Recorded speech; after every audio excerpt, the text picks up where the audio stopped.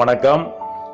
எங்களது நிறுவனம் 1979ஆம் ஆண்டு என் தந்தையின் தலைமையோடும் எங்களது உறவினர் பழனிசாமி கவுண்டர் பார்ட்னராக கொண்டு ஆரம்பிக்கப்பட்டு, பிறகு பார்ட்னர் விலகிய பின்பு ஒரு 80 ஒரு தொய்வு ஏற்பட்டு இந்த தொழிற்சாலை நடக்குமா என்ற கேள்வியில் என் தந்தையின் பெருமுயற்சியால் மீண்டும் துவக்கப்பட்டு மிகச் சிறப்பாக எங்களது நிறுவனத்தில் பார்த்தீர்கள் என்றால் அந்த காலத்திலேயே 20 லிட்டர் 30 லிட்டர் என்றெல்லாம் செய்து சாதனை படைத்து வடநாட்டில் உள்ள நம்மளது தமிழ் தொழிலாளர்கள் பணிபுரியும் ஹாஸ்டலுக்கெல்லாம் வழங்கியுள்ளோம் என்பதை தெரிவித்துக் கொள்கிறேன்.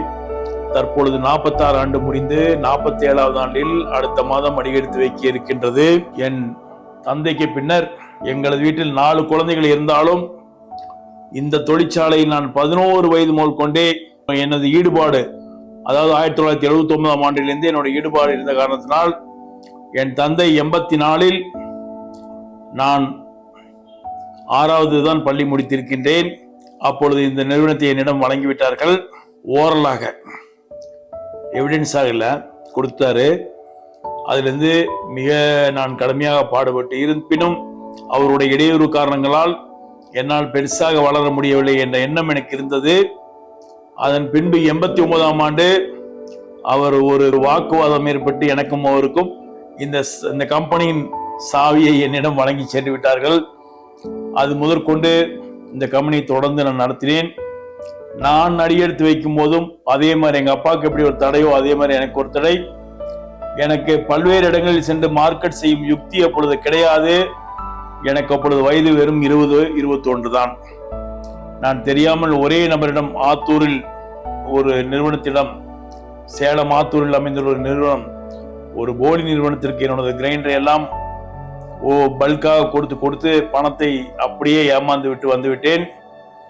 அப்பொழுது தற்கொலைக்கு போகும் ஒரு விளிம்பில் இருந்த என்னை எங்க அப்பா சொன்ன வார்த்தை, என்னிடம் இன்னும் 2 மனைகள் இருக்கின்றன, வீட்டு மனைகள் உனக்கு விட்டு தருகின்றேன், நீ உன்னோட பயணத்தை வேகமாக தொடரு, இனிமேல் கொண்டு நீ ஏமாற மாட்டாய், இந்த ஏமாற்றமே உனக்கு, இந்த தோல்வியே உனக்கு ஒரு பாடம் என்று சொன்னார்கள். என்னை உளியால் செதுக்கி ஒரு சிற்பியாக்கியவர் எனது தந்தை ரத்னசாமி கவுண்டர் என்றால் மிகையாகாது. அவருக்கு இந்த நேரத்தில் நான் நன்றி கூறுகிறேன். இதே வேளையில் எங்கள் தொழிற்சாலையில் எங்களுக்கு எங்கள் சித்தப்பா ஒரு முன்னோடி. எங்களுக்கு முன்னால் ஒரு ஆண்டு முன்னால் 1978 ஆரம்பித்த கம்பெனி அது. Bhagyalakshmi industries, BLI wet grinders 2 நிறுவனத்தை நடத்தி வந்தார்கள். அவர் எங்களுக்கு நிறைய ஜாப் ஒர்க் கொடுத்து வாரம் ஜாப் ஒர்க் செய்து அவரிடம் சென்று கூலி வாங்கி வந்துதான் எங்கள் வீட்டில் அனைவரும் உணவுண்டும் என்று சொன்னால் அது மிகையாகாது. அது மட்டுமல்ல, அவர் வாரிசுகள் இன்னைக்கு யாரும் இந்த தொழிலில் இல்லை. அவர் வாரிசாக எனது சித்தப்பாவின் வாரிசு நான் என்று சொல்ல வேண்டும். தொழிலை பொறுத்தவரை பொன்னுசாமி கவுண்டர், அவர் பணிபுரியாத தொழிற்சாலையே கோவையில் கிடையாது. எல்லா தொழிலும் அறிந்தவர். இண்டஸ்ட்ரீஸ் பொறுத்தவரை பவுண்டி மோல் கொண்டு, மோட்டார் மோல் கொண்டு, லேத்து, பட்டறை, வெல்டிங், அனைத்து தொழிலும் அறிந்த வித்தகர். அவர் மூலமாகவே நான் அனைத்து தொழிலும் அவரை பார்த்து அவர் சொல்லிக் கொடுத்தார் என்று சொல்ல முடியாது, நான் கவனித்த விதம். ஏனால் அவர் சொல்லிக் கொடுத்தார் என்றால் அவர் குழந்தைகளும் கற்றிருக்க வேண்டும். நான் பார்த்த விதத்திலேயே இந்த தொழிலை நான் கற்றுக்கொண்டேன். இதே போல இந்த தொழிலில் எனக்கு மிக பெரும் இன்னொரு முன்னோடி என்று சொன்னால் 1970 ஆரம்பிக்கப்பட்ட சௌபாகியா வெட் கிரைண்டர்ஸ் நிறுவனம் ஈரோட்டில் அப்பொழுது மிக பிரபலம். அப்போ அதுக்கப்புறம் சென்னையில இன்னைக்கு தமிழ்நாடு லெவலில் பெரிய லெவலில் ஹோம் பிளேசஸ் பண்றாங்க சௌபாகியா அவர்கள். எனக்கும் அவர்களுடைய சில ப்ராடக்ட் எனக்கும் இன்றும் நான் அவர்களுக்கு சப்ளை செய்து வருகிறேன். 86ஆம் ஆண்டிலிருந்தே சப்ளை பண்ணி வருகிறேன். அதுதான் மிகப்பெரிய பெருமை. அப்பொழுது எனக்கு ஒரு 18 வயசு தான். அப்பொழுது நான் அங்கு சென்றால் எனக்கு பின்பு வரும் அனைவரையும் அவர் அனுப்பி விடுவார்கள். ஆனால் என்னை மட்டும் ஏனோ என்கிட்ட என்ன கவர்ச்சி இருக்குன்னு எனக்கு தெரியாது. என்னை அமர வைத்து நைட்டு கம்பெனி 9 மணிக்கு பூட்டும் போது 8:30 மணிக்கு மேலே என்னை கூட்டு போய் அங்க இருக்கிற காலேஜ் ஹவுஸ், டிஃபன் ஹவுஸ்ல உனக்கு என்ன வேணும்பான்னு சொல்லி வாங்கி கொடுத்து என்னை ஒவ்வொரு முறையும் ஆசீர்வதித்து அனுப்புவார்கள். அவரிடமிருந்து எப்படி பேசுவது? யுக்தி தான் மனிதனை வெற்றியடைய செய்யும். அவர் யுக்திக்காரர், மிக சிறந்த யுக்திக்காரர், ஸ்ட்ராட்டஜி என்று சொல்லக்கூடிய யுக்தி. அவர் பேச்சிலேயே, அவருடைய கேள்வியிலேயே விடை வாங்கக்கூடிய வல்லவர்.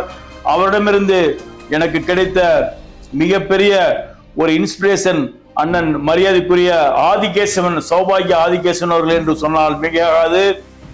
இதன் பின்பு யாருமே நெருங்க முடியாத ஒரு ஜாம்பவான், இந்த கோவையிலே 1963 கிரைண்ட் ஆரம்பிக்கப்பட்டு இந்த கிரைண்டரை கண்டுபிடித்தவர் சபாபதி அவர்கள் என்றாலும், ஆனால் அதை தயாரிப்பு செய்து வணிக முறையில் மிகப்பெரிய வெற்றியை கண்டவர் லட்சுமி செட்டியார் என்று சொல்லக்கூடிய பிபி அரிமா, பிபி கிருஷ்ணமூர்த்தி ஐயா அவர்கள். அவருடைய சந்திப்பு எனக்கு கிடைத்தது 95. அவர் என்னை பார்த்து வெகு சில நாளிலே, நீ என் மகன், துணிச்சல் மிக்கவன், நீ எதையும் சாதிப்பாய் என்று ஆசீர்வாதம் செய்து, அவர் தயாரிப்புக்கு மேற்பட்ட ஆர்டர்களை எனக்கு வழங்குவார்கள். அவர் என்னை பெருமைப்படுத்தியவர். அவர் என்னை மகன் என்று சொல்லியதில் இன்றளவும் ஒரு கிரைண்டரின் தந்தை என்று சொல்லக்கூடிய லெஸ்பி கிரைண்டர் பிபி கிருஷ்ணமூர்த்தி அவர்கள் என்னை மகன் என்று சொன்னது என்னை நெகிழ்ச்சியடை செய்கின்றது. அந்த ஐயாவிற்கு எனது சிறந்தாழ்ந்த வாழ்த்து வணக்கங்கள். என்றும் இன்று ஒரு உயிரோடு இல்லை என்றாலும் இன்றும் என் இதயத்தில் உயிர் வாழ்ந்து கொண்டிருக்கின்றார். இவற்றையெல்லாம் முறியடிக்கும் முன்னம் அதே 95ஆம் ஆண்டு எனது நண்பர் சாஸ்தா கிரைண்டர் ராஜா அவர்கள் சென்னையிலே கிளை ஒன்றை அமைத்தார்கள். அப்பொழுது நான் கோயம்புத்தூர் வெட்கிரைண்டர் சங்கத்தின் இணை செயலாளராக 27 வயதில் இணை செயலராக இந்த சங்கத்தில் நான் பணியேற்று அங்கு சாஸ்தா ராஜா திறப்புடாவுக்கு சங்கத்தின் சார்பாக நான் சென்றிருந்தேன். சங்கத்தின் ரெப்ரசன்டேட்டிவாக நான் சென்றிருந்த பொழுது என்னை அருகில் வசந்தகுமார் உட்கார்ந்திருந்தார். ஒரு மலையை போன்றவர் நான் பார்த்து கொண்டு வந்திருந்தேன். அதுவரை அவர் ஈஸியாக பேசி நீங்கள் யார் என்று கேட்டு அவரே என்னிடம் உலாவினார். நான் சொன்னேன் இந்த மாதிரி என்று. நீங்க பொன்னுசாமி கொண்ட அண்ணா பையனா என்று கேட்டு தெரிந்து கொண்டார்கள். அவர் என்னை பற்றி அவரும் தெரிந்து வைத்திருக்கிறார். அது ஒரு மிகப்பெரிய ஒரு பெருமை. அவர் எப்பேற்பட்ட திறமைசாலி, எவ்வளவு நம்பிக்கை நாயகனவர். ஆனால் அவர் என்னை போன்ற சிறிய நபர்களை கூட இந்த கிரைண்ட் உலகில் தெரிந்து வைத்திருந்தார்கள். அப்பொழுது நான் உங்களிடம் ஒரு அப்பாயின்மெண்ட் வேண்டும் என்று சொன்னேன். நோ அப்பாயின்மெண்ட், என் பின்னாடியே வாங்க ஆபீஸ்க்கு அப்படின்னு சொல்லிட்டு அவர் கார் எடுத்துட்டு போனார். அன்னைக்கு அவர் வச்சிருந்த கார் ஸ்டாண்டர்ட் 2000 என்ற கார் அன்னைக்கு மிகப்பெரிய ஒரு ஆடம்பர காராக இருந்தது. அந்த கார் பின்னாடியே நான் ஒரு கால் டாக்ஸியில் தொடர்ந்து அவரை சென்று அவரை அலுவலகத்தில் சந்தித்த போது நிறைய உரையாடினேன். அப்பொழுது நான் கேட்ட ஒரு 2 கேள்வி, நீங்க என்ன எதில் பார்த்தாலும் உங்க போட்டோ போடுறீங்க, கேலண்டர்ல போடுறீங்க, போர்டுல போடுறீங்க, உங்க விசிட்டிங் கார்டு கொடுத்தீங்க, அதுலயும் ஃபுல்லா உங்க போட்டோவே இருக்குன்னு. தம்பி, நம்மை நாமளே விளம்பரம் செய்யவில்லை என்றால் வேறு யார் செய்வார்கள் என்ற ஒரு அருமையான வார்த்தையை என் நெஞ்சில் ஆணிவேராக வைத்தார். அங்கிருந்து வந்து அதுக்கு அடுத்த வருடமே என்னோட விசிட்டிங் கார்டில் நான் என் போட்டோவை தைரியமாக போட்டேன். அதுவரை கார்டுல போட்டோ போடுறதுக்குன்னு யாருக்கும் துணிச்சிட்டு இருக்காரு. இப்ப இருக்கிற எல்லாத்துக்குமே போடுறதுக்கு துணிச்சல் இல்ல. 96 வருஷம்னா பாத்துக்கோங்க, 30 வருஷத்துக்கு முன்னாடி விசிட்டிங் கார்டுல நான் போட்டோ போட்டதுக்கு காரணம் அண்ணன் வசந்தகுமார். அவரிடம் சென்ற போது இன்னொரு கேள்வியும் நான் கேட்டேன், நீங்கள் எம்பி ஆவதாக நான் சொல்லிக் கொள்கிறார்கள் என்று. அதுக்கப்புறம் ஒரு 15 வருஷம் கழிச்சு 20 வருஷம் கழிச்சு தான் அவர் எம்பி ஆனாரு.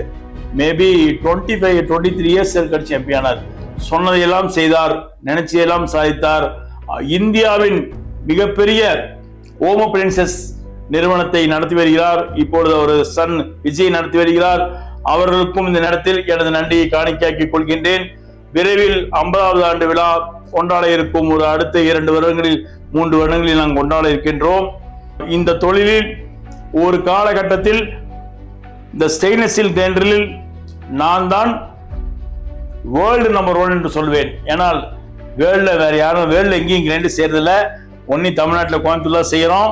அதில் நான் செஞ்ச கணக்கு சொன்னா மாதம் வருஷ லட்சம் கிரைண்டருக்கு மேல பண்ணேன். அதுக்கப்புறம் ஜெயலலிதா இலவச கிரைண்டர் கொடுத்ததுக்கப்புறம் ஒரு தொய்வு அடைந்து விட்டது. இதன் பிறகு டேபிள் டாப் எடுத்து செய்தோம். சிறிது காலம் நானும் கொஞ்சம் உடல்நிலை சரியில்லாதனால் ஒரு விடுப்பு இருந்தது. அதுக்குள் குழந்தைகள் எல்லாம் கல்விக்காக மேலை நாடுகள் சென்று விட்டார்கள்.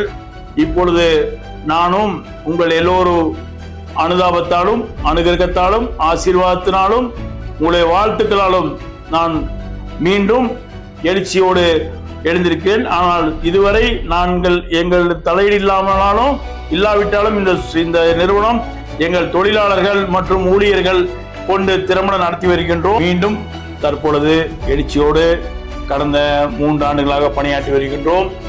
இடையில் எங்களது பிராண்ட் காணாமல் போய்விட்டது. பல பேருக்கு பிராண்ட் செய்து கொடுத்தோம். அவர்கள் பிராண்டில் தயாரித்து கொடுத்தோம். தற்பொழுது எங்களுக்கு என்ற ஒரு அடையாளமாக எங்களது பிராண்ட் ரெஜிஸ்டர் நம்பர் வந்துவிட்டது. தமிழ்நாடு முழுவதும் எங்களை அறியாதவர்கள் நிலையில் இல்லை. புதிதாக வந்த நிறுவனங்களுக்கு மட்டும் எங்களை தெரியாமல் இருக்கலாம். பட் எல்லாத்துக்கும் தெரிகிற வண்ணம் இனி நாங்கள் இந்த கிரைண்டரில் மீண்டும் ஒரு பெரிய அவதாரத்தை உங்களுடைய வாழ்த்துக்களால் எடுப்போம் என்று உறுதிமொழி கூறி, நீங்கள் எங்களுக்கு பேராதரவு வழங்கி இந்த அடுத்து வரும் 47வது ஆண்டில் விழாவில் நீங்கள் அனைவரும் கலந்து கொண்டு மகிழ்ந்து எங்களோடு உங்களுடைய வினாக்களையும் உங்களுடைய கருத்துக்களையும் பகிர்ந்து உறவாட வாருங்கள் என்று கூறி, நான் 100 முறை ஜெயித்தவன், 1000 முறை தோற்றவன். முயற்சிகள் தோற்கலாம், முயற்சிக்க தோற்கக்கூடாது. நீ வெற்றி பெற்றவனாக இந்த உலகில் இருக்க வேண்டும் என்றால் நீ முதலில் வெற்றி பெற்றவனாக வாழ வேண்டும் என்று கூறி அனைவருக்கும் நன்றி பாராட்டி விடைபெறுகிறேன். நன்றி, வணக்கம்.